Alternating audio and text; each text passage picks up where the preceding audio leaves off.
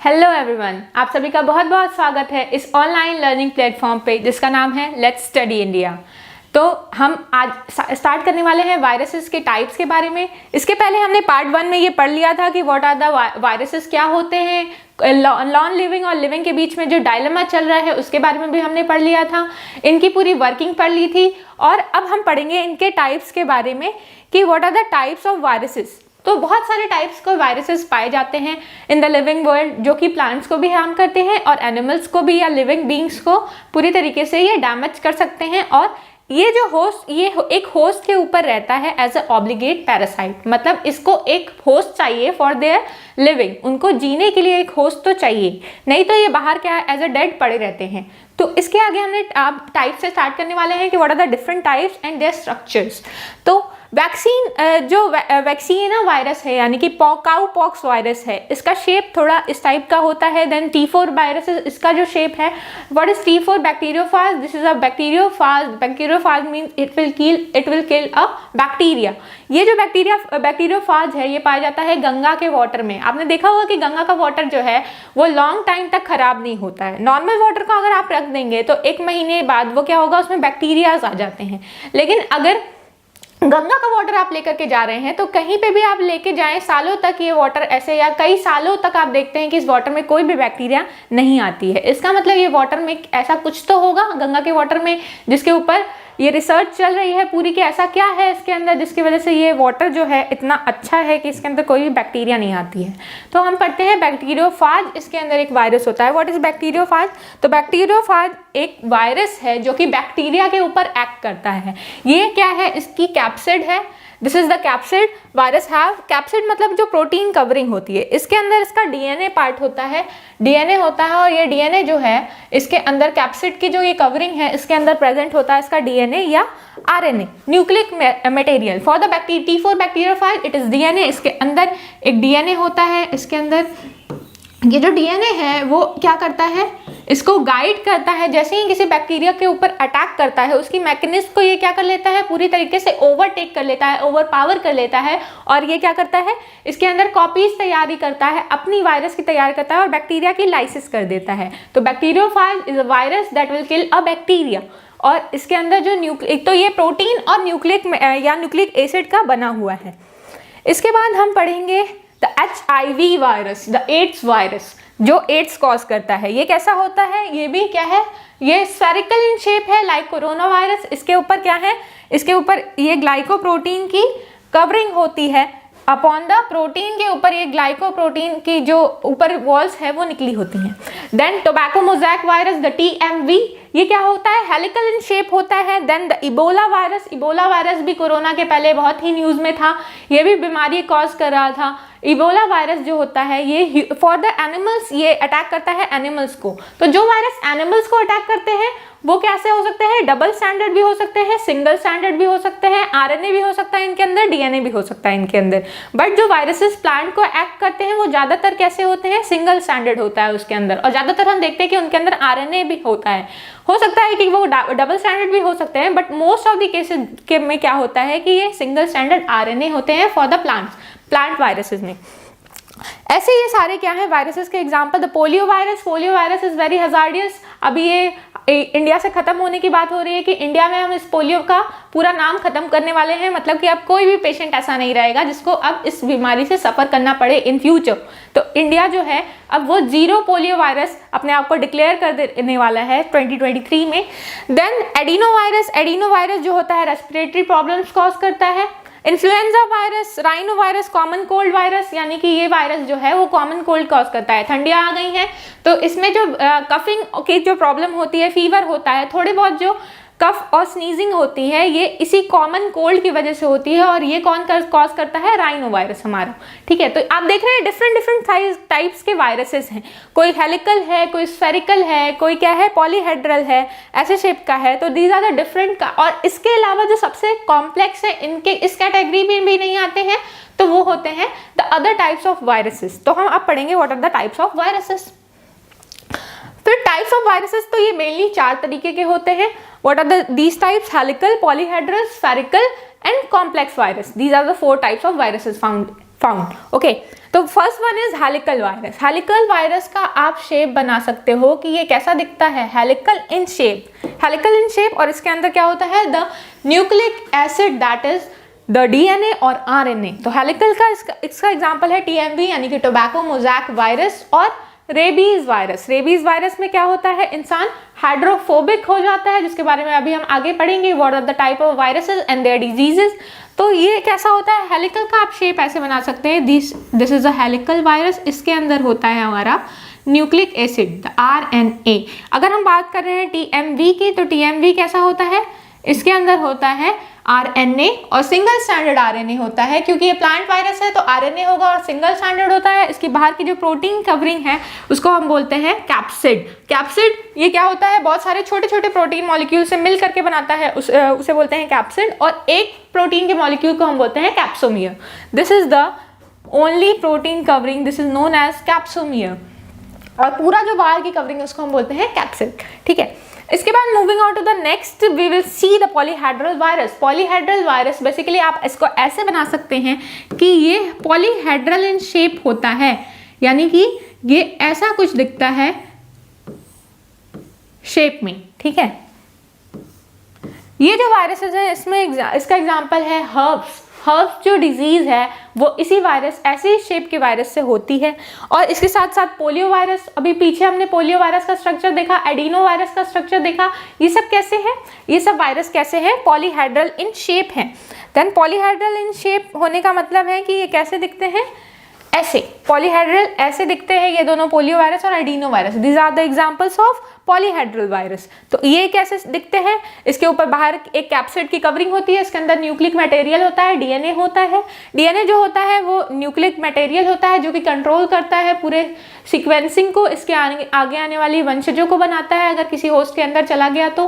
Then इसके बाहर ये ग्लाइकोप्रोटीन होते हैं, जैसे कि कोरोना वायरस में आप देख रहे थे कि ग्लाइकोप्रोटीन बाहर पूरी निकली हुई थी, उसी को बोलते हैं द प्रोटीन और which is a glycoprotein in for adhesion. किसी भी होस्ट पे एडहेशन अटैच होने के लिए इसका यूज करते हैं। इसकी जो 20 usually with in 20 triangular faces, मतलब इसके जो फेसेस हैं वो 20 हैं, 20 फेसेस हैं। 20 फेसेस मतलब कि जैसे एक एज होता है कि सरफेस होता है ना, जैसे स्क्वायर में है तो स्क्वायर का कितना सरफेस है, अगर स्क्वायर है तो उसके एक ही फेस है, बट अगर हम उसी के 3D स्ट्रक्चर की बात करते हैं तब क्या हो जाता है, उसके कितने फेस हो जाते हैं, 6। तो वैसे ही इसके 20 फेस होते हैं फॉर द पॉलीहेड्रल वायरस। फिर स्फेरिकल वायरस, स्फेरिकल वायरस मतलब क्या, बॉल जैसा, स्फेरिकल इन शेप, तो स्फेरिकल है, इसके ऊपर ग्लाइकोप्रोटीन की कवरिंग है, अंदर क्या है हमारा डीएनए, डीएनए यानी कि न्यूक्लिक मटेरियल या फिर आरएनए। ठीक है, इसका एग्जांपल हो सकता है इन्फ्लुएंजा, कोरोना वायरस। ठीक है, these are the examples of spherical viruses. Then corona virus यहाँ पे हमने लिया हुआ है, कोरोना वायरस कुछ ऐसा दिखता था, इसके अंदर आरएनए क्या होता है, जेनेटिक मटेरियल होता है। आरएनए बहुत ही क्या होता है, क्योंकि ये फास्ट क्या करता है, अपने आप को चेंज कर लेता है इसकी शेप, इसीलिए इसकी दवाई बनाना बहुत मुश्किल है। इसका जो बाहर प्रोटीन होता है, अंदर आरएनए होता है। इसके बाद हम बोलते हैं, मूव करते हैं, अगर कोई भी वायरस इन तीनों कैटेगरी में नहीं आता, मतलब कि ना इस शेप का है, ना इस शेप का है, ना ही इस शेप का है, इसका मतलब वो क्या होगा, कॉम्प्लेक्स वायरस। कॉम्प्लेक्स वायरस मतलब कॉम्प्लेक्स इन शेप, इन तीनों जैसा नॉर्मल शेप का नहीं है, वो क्या है, कॉम्प्लेक्स है बहुत ज्यादा। जैसे कि हम यहाँ बात कर रहे हैं बैक्टीरियोफाज की, तो T4 बैक्टीरियोफाज जो कि गंगा के वाटर में पाया जाता है, या किसी भी बैक्टीरिया के ऊपर जो भी वायरस अटैक करते हैं उन्हें बोलते हैं बैक्टीरियोफाज वायरसेस। ये जो है बैक्टीरिया के ऊपर अटैक करके उनकी लाइसिस करा देते हैं, और लाइसिस कराने के बाद क्या करते हैं कि this is the head portion, ये हेड है इसका, ये इसकी नेक हो गई, नेक के बाद ये नीचे पूरा इसका रीजन होता है, ये टेल होता है इसे, फिर ये जो ऐसे ये निकला हुआ है पोर्शन, इसको बोलते हैं tail fibre, and this is the tail sheath. इसके अंदर जो है पूरा क्या होता है, हमारा डीएनए प्रेजेंट होता है, और ये जो डीएनए है वो कैसा हो सकता है, ये जो डीएनए है इसके अंदर इसका जेनेटिक मटेरियल होता है जो कि क्या करता है, फॉर फर्दर इसकी मल्टीप्लिकेशन करने के लिए।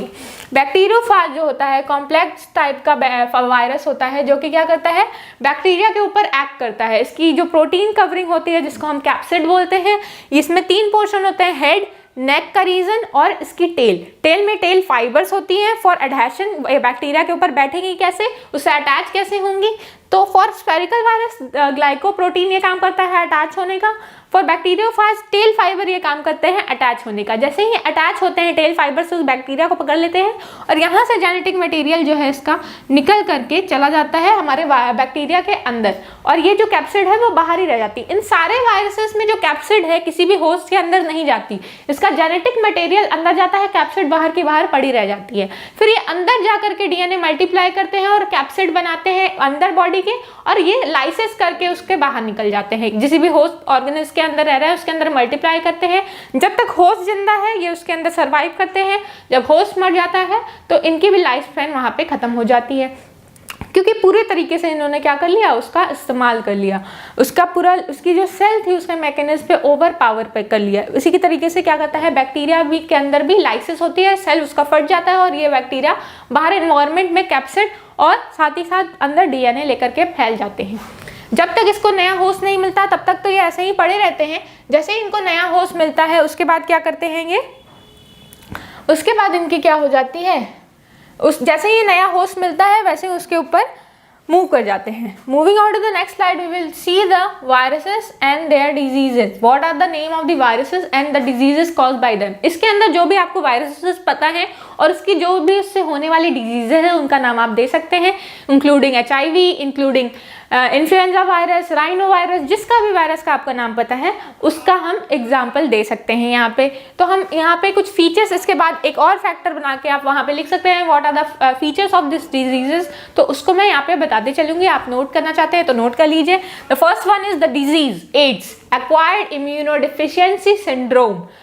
एक्वायर्ड मतलब क्या हो रहा है, हम किसी ना किसी फ्लूइड की वजह से ये अंदर आ रही है हमारे, हम बचपन से लेकर के पैदा नहीं हो रहे हैं इस इम्यूनो डिफिशियंसी को, मतलब इम्यून सिस्टम में डिफिशियंसी आ जा रही है किसी वायरस के। इस वायरस के आने के बाद, ये वायरस का नाम क्या है, HIV, that is human immuno virus, ठीक है, ह्यूमन इम्यूनो डिफिशियंसी वायरस। ये वायरसेस जो हैं वो इम्यून सिस्टम को पर्सन के डैमेज कर देते हैं। इस वायरस के कारण मौत इसलिए होती है क्योंकि ये जो वायरस है वो इम्यून सिस्टम को डैमेज कर देते हैं और उस पर्सन को जो भी डिजीज होती है, उस पर्सन में जो भी डिजीज होती है उस पर्सन को वो ठीक नहीं होती है जल्दी, उसको ठीक होने में बहुत टाइम लग जाता है क्योंकि हमारा इम्यून सिस्टम इस वायरस की वजह से क्या हो जाता है, वीक हो जाता है। अगर छोटा से छोटा आपको कॉमन कोल्ड भी हो रहा है तो उसको ठीक होने में बहुत ज़्यादा टाइम लगता है। और इसकी डायग्नोसिस की बात रही तो डायग्नोज होने में ये डिजीज 7 से 8 साल भी लग सकते हैं। कई बार पर्सन को पता भी नहीं चलता है कि ये क्या है, कि वो HIV से पीड़ित है, संक्रमित है, उसको कुछ ऐसे सिम्टम्स समझ में नहीं आता। धीरे धीरे जब इम्यून सिस्टम बहुत ज़्यादा वीक हो जाता है तब उस पर्सन को पता चलता है कि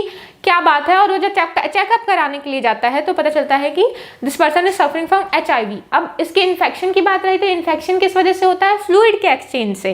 किसी भी फ्लूइड का अगर एक्सचेंज हो रहा है, यानी कि सेक्सुअल इंटरकोर्स के दौरान अगर सीमेन है उसका ट्रांसफर हो रहा है या किसी भी फ्लूइड का ट्रांसफर हो रहा है तब इस डिजीज का हो सकता है। और अगर ये डिजीज और किस वजह से हो सकती है, किसी भी इन्फेक्टेड पर्सन से अगर आप ब्लड क्या कर रहे हैं, इंजेक्ट करा रहे हैं, कि मान लीजिए किसी का एक्सीडेंट हो जाता है और उस पर्सन को ब्लड की ज़रूरत है, अगर उस ब्लड को चेक, दूसरे पर्सन से उसको ब्लड लेना है और उस ब्लड को चेक नहीं किया गया है कि उसके अंदर भी HIV वायरस है, तो उस ब्लड के ट्रांसफ्यूजन से भी उस बीमारी का फैलाव हो सकता है। साथ ही साथ अगर किसी इन्फेक्टेड पर्सन को उस वैक्सीन लगाई गई है और वही वैक्सीन अगर नॉर्मल पर्सन को लगाई जाएगी तो भी ये डिजीज़ का खतरा हो सकता है। ठीक है, तो दीज आर द ये मेथड्स हैं जिससे ये इन्फेक्शन फैल सकता है। ये मच्छर के काटने से नहीं फैलती है, ये साथ में बैठ के खाना खाने से नहीं फैलती है, साथ में बात करने से, हाथ मिलाने से ये डिजीज़ नहीं फैलती है। ये जो है ये RNA वायरस है, बहुत ही जल्दी अपने आप को मॉडिफाई करता है। जैसे कि कोरोना वायरस किसका है, COVID-19 जो है, ये दोनों वायरसेस हैं HIV वायरस। HIV वायरस और कोरोना वायरस RNA मटेरियल से बने होते हैं।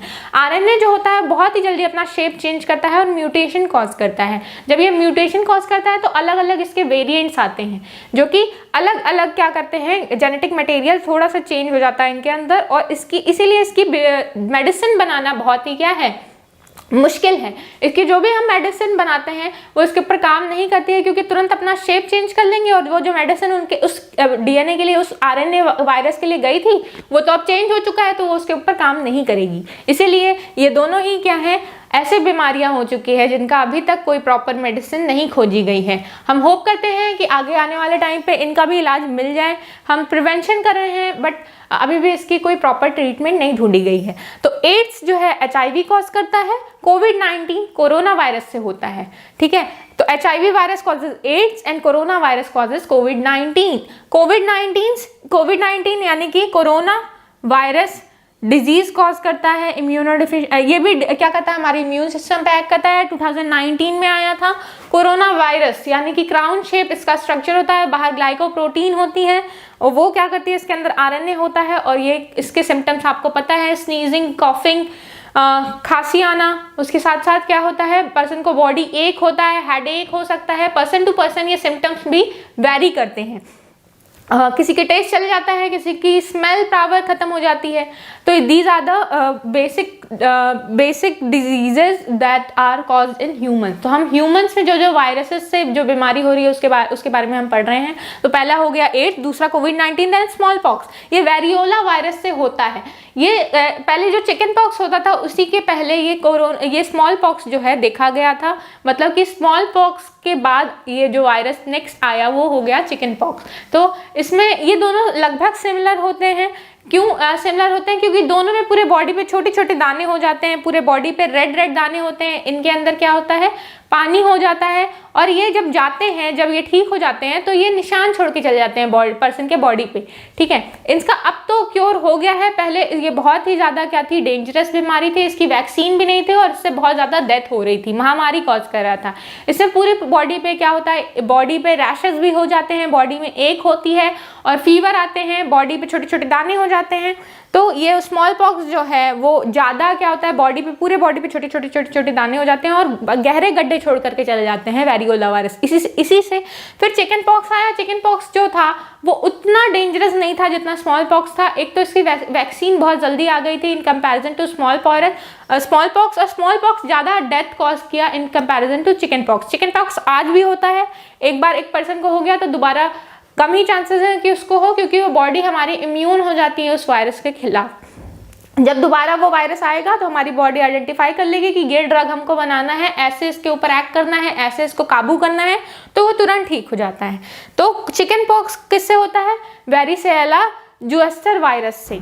देन मम्स क्या होता है, मम्स जो होता है इसमें स्वेलिंग हो जाती है, एक गाल सूज जाता है, ठीक है, किसी भी साइड का एक गाल, जो पूरा रीजन है including this jaw portion, salivary gland पूरी स्वेल कर जाती है और ये रीजन पूरा इंसान का स्वेल कर जाता है मम्स में। ये मम्स वायरस से होता है। इस डिजीज में फीवर भी आता है पर्सन को और क्या होता है, बहुत ज़्यादा थकावट, फैटीग महसूस होता है पर्सन को, थका हुआ लगता है, वीकनेस लगती है पर्सन को और यहाँ पे पेन बहुत ज़्यादा रहता है इस एरिया में और खाने में भी दिक्कत होती है, मुंह खोलने में दिक्कत होती है। तो मम्स के बाद होता है डेंगू वायरस। डेंगू वायरस भी एक वायरस है जो कि मॉस्किटो के काटने से फैलता है। एडीज मॉस्किटो इसका वेक्टर है। इसमें क्या होता है, जो डेंगू वायरस है वो मच्छर के अंदर आ जाता है। जब वो पर्सन किसी भी पर्सन को काटता है तो वो उसके अंदर वो वायरस रिलीज कर देता है और उस पर्सन में क्या होता है, वो डेंगू वायरस यानी डेंगू डिजीज से वो क्या करता है, सफ़र करता है। इसमें क्या होता है कि डायरिया हो सकता है, पर्सन का पेट खराब हो जाता है, फीवर आता है बहुत ज़्यादा, बॉडी एक रहती है। These are the symptoms of the dengue.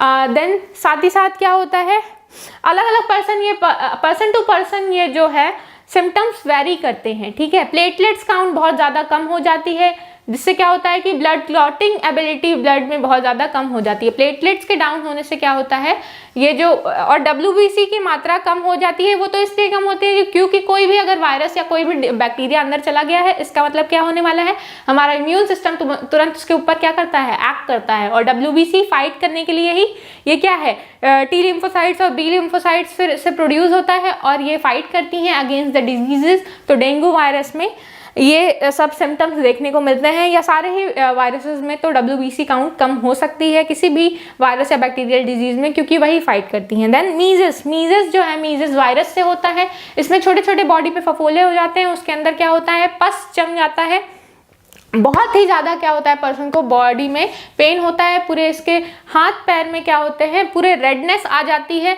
और ये मीजल्स में पर्सन को पूरे टाइम फीवर रहता है और पूरे टाइम फैटीग फील होता है। देन मीजल्स वायरस जो होता है, इसमें क्या होता है, पूरे बॉडी के हर रीजन पे छोटे छोटे फफोले पड़ जाते हैं, छोटे छोटे पोर्स, ऐसे छोटे छोटे सर्कल जैसे पिंपल्स जैसे हो जाते हैं और इसके अंदर पानी भर जाता है, ऐसे ऐसे पूरे बॉडी पे हो जाता है, जैसे चिकन पॉक्स में हो जाता है ना, वैसे ही ये जो है ये क्या होता है, मीजल्स वायरस से होता है। देन रेबीज, रेबीज क्या होता है, रेबीज किसी भी रोडेंट्स के काटने से हो सकता है, इंक्लूडिंग मंकी हो या छिपकल या फिर चूहा हो या फिर क्या हो, गिलहरी हो या कुत्ता हो, बिल्ली हो, किसी भी जानवर के काटने से ये डिजीज फैल सकती है। काऊ में भी अगर किसी कुत्ते ने काऊ को काट लिया उसको भी हो सकता है, हमें काट लिया तो इंसानों में भी ये वायरस आ जाता है। ये रेबीज वायरस से होता है, इसके लिए वैक्सीन आती है 24 आवर में। अगर आपने वैक्सीन लगा ली काटने के बाद तब तो ये बीमारी ठीक हो जाती है, लेकिन अगर इससे ज़्यादा देरी हुई तब तो इसका कोई क्योर अभी नहीं ढूंढा गया है। ये सब वायरसेस बहुत ही ज़्यादा डेंजरस हैं, ये ह्यूमन को बहुत ज़्यादा लॉस, उनकी लाइफ में बहुत ज़्यादा लॉस कॉज कर रहे हैं, बहुत ज़्यादा डेथ्स हो रही हैं इन वायरसेस की वजह से।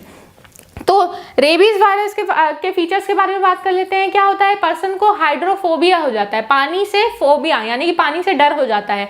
क्या होता है, जब उसको पानी दिया जाता है पीने को तो वो पीता नहीं है, फेंक देता है। क्यों? क्योंकि जब वो पीते हैं तो गले में जो मसल्स हैं वो स्पैज्म, उसमें क्या होता है, कॉन्ट्रैक्शन कॉज होता है और बहुत ज़्यादा उसको पेन फील होता है, जिसकी वजह से ये सांस लेने में भी डरते हैं, क्योंकि यहाँ पे इस रीजन में बहुत ज़्यादा कॉन्ट्रैक्शन होता है इन मसल्स में और उसको पेन कॉज होता है, जिसकी वजह से वो पानी नहीं पी पाते हैं। इनके पूरे बॉडी में क्या होती है, अकड़न आ जाती है एक समय के बाद और लास्ट में इनकी डेथ हो जाती है। फिर जो कुत्ते होते हैं, बिल्लियां होती हैं, जो उनके अंदर अगर ये वायरस आ गया तो उनमें काटने की ये टेंडेंसी आती है। इस वायरस की वजह से वो किसी को भी काटना चाहते हैं, कोई नहीं मिलता है तो वो खुद को ही काटते रहते हैं अपने पूरे बॉडी पे। तो आपको इन सारे वायरसेस से अपने आप को प्रिवेंट करना है, क्योंकि इसका क्योर जो है कई वायरसेस का अभी ढूंढा नहीं जा चुका है। इसी के साथ ये चैप्टर हमारा खत्म होता है। मिलते हैं नेक्स्ट लेक्चर में, टिल देन पढ़ाई करते रहिए। Thank you.